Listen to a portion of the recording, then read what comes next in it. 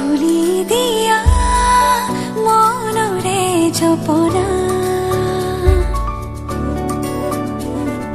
সিঁচি দিয়া মৰমা বিৰখনা বুকু দুবুকু দুচকুৰে লুকা ভাকু